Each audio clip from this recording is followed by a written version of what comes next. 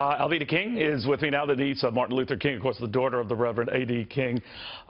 He essentially, Alveda, justified what was going on, and that we have to understand that at least whites like myself simply don't. What did you think of that? Neil, I was sitting here listening and speaking and talking with my colleague, Janet Morana, who's the Executive Director of Priests for Life, where I'm Director of Civil Rights for the Unborn. And I hope we didn't hear Reverend Jackson say, don't quote Martin Luther King Jr., because I'm about to quote Martin Luther King Jr. Martin Luther King Jr. said, let justice flow down as waters and righteousness as a mighty stream. But he wanted us to be non-violent. He said that violence is not the way. He talked about a beloved community. Martin Luther King Jr. says we must learn to live together as brothers and sisters or perish as fools. And my daddy, his brother, loved Acts 17:26. A.D. King said, of one blood, God made all people. So we're supposed to be brothers and sisters. We're not supposed to be robbing banks.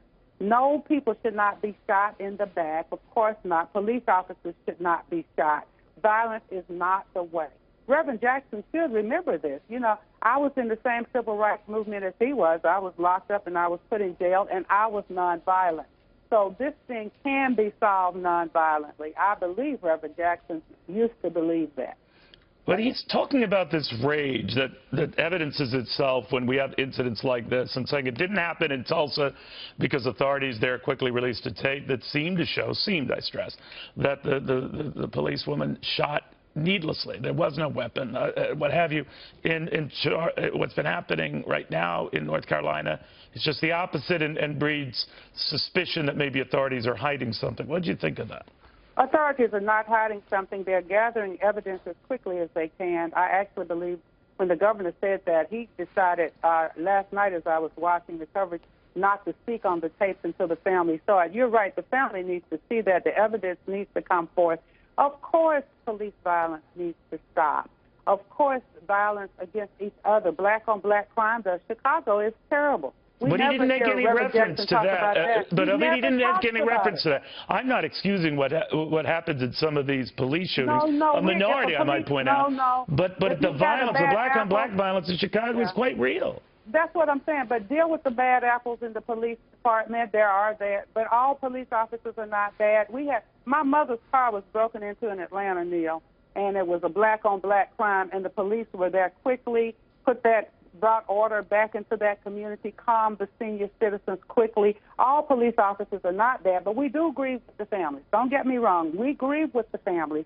And I believe if we go ahead and bring the jobs back to America, put America back to work, stop aborting so many babies, let the people pray in the public square again, we're going to see crime go down. Good education for our children instead of throwing free condoms at them, and just let them go back to school and learn and study and learn how to get along. Not colorblind. We can see ethnic colors. It's beautiful. But this thing has to stop. But Reverend Jackson, it really did sound like he was saying, well, if you rob my bank, I'll rob yours. If you shoot me, I'll shoot you. But that's eye for an eye, tooth for a tooth. Jesus never said that. Well, but I also worried, and just want to pick your brain on this, he also alluded to the economic conditions, high unemployment among black youths, what have you.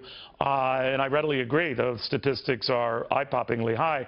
But in other cities, you don't see that same population rioting or doing what happened here. Now, this was triggered by an event.